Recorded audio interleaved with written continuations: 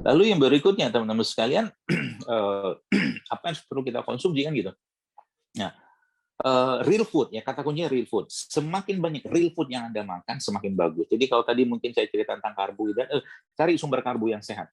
Ya, nasi merah, beras coklat atau brown rice atau sorghum juga bisa, kentang juga bisa, atau roti sumbu. Kalau ada roti sumbu itu namanya singkong ya, itu juga bisa Anda konsumsi.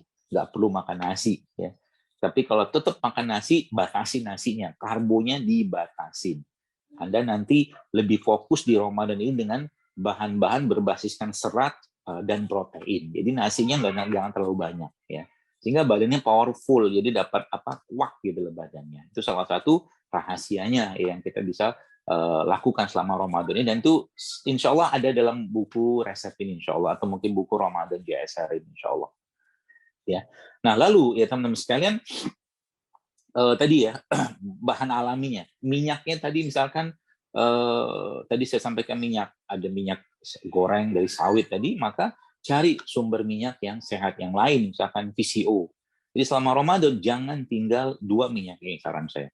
Yang pertama VCO, yang kedua zaitun. Jadi waktu sahur dan waktu berbuka nanti selang-seling itu 2 minyak ini Anda minum. VCO minum, zaitun minum. Ya, selama Ramadan itu jadi jadwalnya itu. Ya, jadwal minum 2 minyak tadi. Ya. Kemudian karbonya tadi sudah saya jelaskan, itu diganti dengan karbo-karbo yang sehat. Ya. Juga bisa ditambahkan ya dengan ini yang paling penting sebenarnya ya, sumber-sumber serat tinggi ya yang teman-teman bisa dapatkan dari buah-buahan dan sayur. Jadi selama Ramadan ya, satu hal penting yang Anda perlu catat baik-baik, dominasikan yang masuk dalam tubuh Anda adalah sayuran dan buah-buahan yang mengandung serat tinggi ya, atau gula-gula buah yang masih sehat selama Ramadan 80%. Jadi biasakan selama Ramadan itu camilan kita ya, cemilan kita gitu kan, baik di waktu sahur dan berbuka itu dengan sayur dan buah-buahan. Jadi ada satu rahasia sebenarnya yang teman-teman bisa praktekkan. Jadi sebenarnya sahur itu, sudah saya tulis juga itu di IG saya, adalah perintah ke tubuh kita untuk tidak stres. Tidak stres kenapa? Supaya tubuh tidak menghasilkan asam lambung berlebihan. Karena tidak ada makanan, biasa. Karena kan asam lambung itu keluarkan kalau ada yang diolah dalam tubuh kita. Maka sahur adalah semacam perintah gitu kan, untuk tidak terlalu berlebihan mengeluarkan asam lambung. Ya, jadi subhanallah teman-teman sekalian, sahur itu berkahnya luar biasa. Jadi nggak usah khawatir nanti. Saya aja kadang-kadang kalau Ramadan tuh senang banget. Kenapa senang? Kadang-kadang saya cuma minum air putih gitu kan. Saya minum air putih, kemudian saya minum madu gitu kan. Kemudian ada 1 sendok makan minyak zaitun atau VCO, itu udah cukup buat saya. Kadang beberapa butir kurma udah cukup. Kenapa? Kayak perintah sebenarnya untuk mengganti bahan bakar tubuh kita dari glukosa menjadi glikogen atau lemak. Itu fungsinya sahur gitu kan, subhanallah ya. Jadi nggak usah khawatir sebenarnya, apalagi Anda yang memang rencana bulan Ramadan ini untuk menurunkan berat badan misalkan. Itu Ramadan ini saatnya turun. Ya. Kalau maaf berat badannya sudah berlebihan dan massa otot nggak banyak, maka Ramadan jadi bulan untuk turun berat badan dengan cara mengurangi karbohidrat yang masuk. Ya, seperti itu. Jadi sayuran, buah-buahan. Ya. Dan lebih baik kalau bisa pilih organik, cari yang organik. Tapi kalau tidak bisa, sayuran biasa aja, cuma nanti bisa direndam dengan cairan baking soda mungkin ya, atau mungkin dengan air alkali pH tinggi untuk menghilangkan pestisidanya, itu juga bisa ya. Dan itu dibuat, jadi kalau masak waktu mau sahur mau makan sayur tuh, masak waktu sahurnya ya. Jadi misalkan sahur subuh jam 4:30, ya udah jam 4 masak bentar aja, masak 5 menit 10 menit kelar gitu kan. Jadi dekat-dekatkan ke sahur, jadi masak tuh sayur, buah, itu menu wajib ada gitu kan selama Ramadan ya. Kemudian sumber-sumber asam amino penting, Bapak Ibu sekalian, ini juga menjadi salah satu perhatian kita di bulan Ramadan. Kenapa? Karena kita tahu bahwa sel-sel tubuh kita ini dominasinya atau mungkin bahan bakunya itu adalah asam amino, dan tubuh tidak bisa membuat asam amino sendiri. Ya, ada asam amino harus kita ambil dari sumber yang luar. Ya, nah, maka pilihan madu, kurma, ya, termasuk di sini air kelapa. Nah, air kelapa itu sebenarnya sumber asam amino yang sangat powerful, termasuk bipolen gitu kan, yang harusnya kita jadikan makanan selama Ramadan nanti ya, subhanallah ya. Termasuk juga habatus sauda, itu sumber-sumber asam amino semua, jadi itu bisa memperbaiki tubuh kita. Dan jangan lupakan juga sumber asam amino yang tidak kalah pentingnya yang ada pada rempah dan rimpang. Nanti modifikasi aja. Jadi misalkan gini, Anda beli air kelapa muda gitu ya. Air kelapa muda, lalu supaya manis Anda blender sama kurma. Bijinya dibuang. Ya. Lalu supaya katakanlah ada kernis-kernisnya dari air kelapa. Kebayang nggak ya? Air kelapa muda di blender sama kurma, dikasih garam mineral sedikit ya. Mau garam laut boleh, garam Himalaya boleh gitu kan.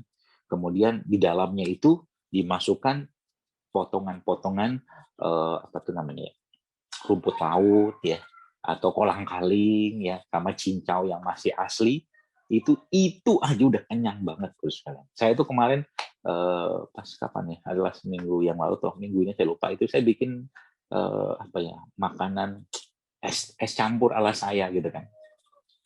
Bukan, nggak pakai es sebenarnya. Isinya itu apa? Cincau, tape, kemudian kolang-kaling, terus saya kasih alpukat, saya kasih madu, dan sedikit saya tambahkan dengan probiotik. Probiotik. Bentuk apa probiotiknya banyak tuh dijual di pasaran. Saya masukkan, saya makan itu udah kenyang banget. Ya, apalagi ada misalkan ya makanan seger sehat itu ya kayak tadi itu misalkan ada rumput laut, ada kolang-kaling, ada cincau, ada tape, ada madu, subhanallah. Ini dengerin aja udah ngeces.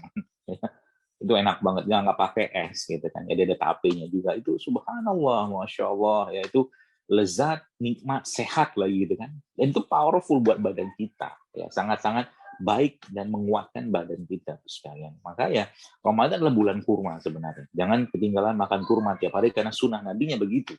Kalau nggak rutop, tamar atau air putih gitu kan. Maka Ramadan jangan lupakan kurma. Itu salah satu rahasianya supaya tubuh kita tuh diperbaiki lagi gitu kan.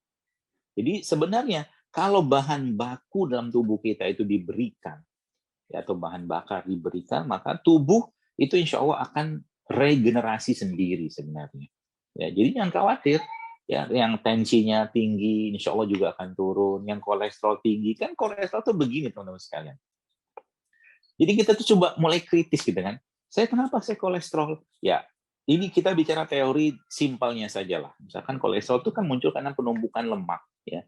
Artinya apa? Sumber lemak dipangkas atau di stop dan dibersihkan ya dengan mungkin sayuran, buah-buahan atau rempah atau rimpang. Dia kan turun dengan sendiri, tambah lagi dengan puasa karena kan sumbernya kan di stop gitu kan.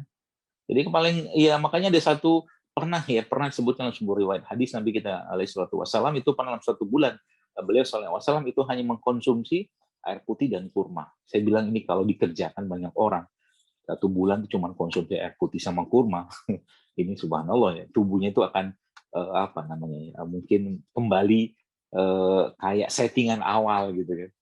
Karena emang kurma itu salah satu sumber asam amino, air sumber kehidupan. Ya, seratnya ada, karbonya ada, proteinnya ada, ya itu pada kurma seperti itu. Maka tadi ya, mungkin saya katakan Ramadan ini sebenarnya bulan di mana kita sudah harus sangat menjaga apa yang masuk dalam tubuh kita dan persiapan nanti dengan bulan-bulan berikutnya untuk kita sudah terbiasa dengan apa yang kita konsumsi selama Ramadan.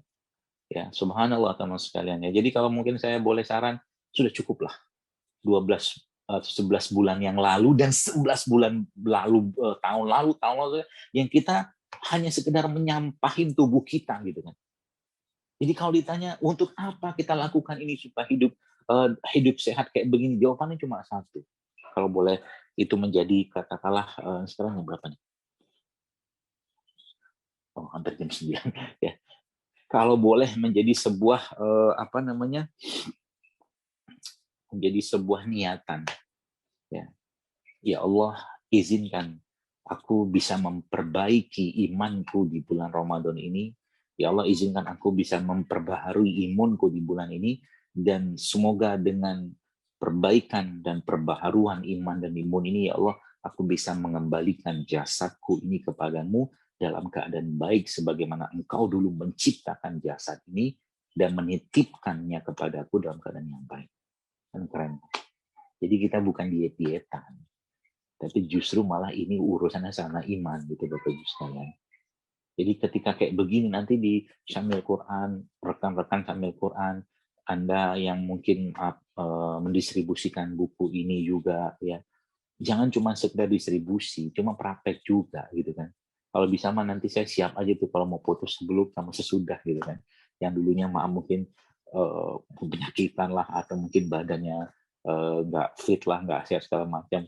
Beberapa bulan kemudian justru malah dengan perbaikan-perbaikan yang berbasiskan pada pengaturan makanan ya, termasuk Ramadan ini akhirnya badannya kelihatan membaik. Itu kan subhanallah teman sekalian. Bahagia banget kita ya, sebagaimana kemarin masya Allah ya, waktu launching buku resep sehat kemarin kan saya mendapatkan cerita dari salah satu rekan yang bekerja di Samping Quran, nggak jadi operasi jantung gitu kan, yang nilainya itu hampir 70 juta, subhanallah hanya dengan memperbaiki pola makan, memperbaiki hubungan dengan Allah, hanya dengan itu saja ternyata nggak perlu pakai macam-macam obat-obatan gitu kan. Ini kan akhirnya menguntungkan kita. Yang menguntungkan itu kenapa? Karena nggak banyak bahan kimia yang masuk dalam tubuh kita teman sekarang. Jadi masya Allah subhanallah ya. Jadi kalau ini lagi-lagi kita canangkan dalam hati kita, maka kita kan bahagia banget dengan Ramadan. Kenapa? Nggak ribet lagi dengan mikir-mikir tentang makan apa, minum apa, buka sama siapa. Tapi kita mulai fokusnya itu betul-betul dengan ibadah. Ibadahnya boost gitu kan, makanannya turun. Inilah sebenarnya booster iman dan imun. Ibadahnya naik, makanannya sederhana. Jadi kesimpulannya mungkin di penutup materi saya ini adalah booster iman dan imun itu apa? Ketika ibadah melesat, makanan disederhanakan. Itu mungkin yang bisa disampaikan. Mudah-mudahan bermanfaat. Saya kembalikan lagi kepada moderator kita. Semoga bermanfaat. Assalamualaikum warahmatullahi wabarakatuh.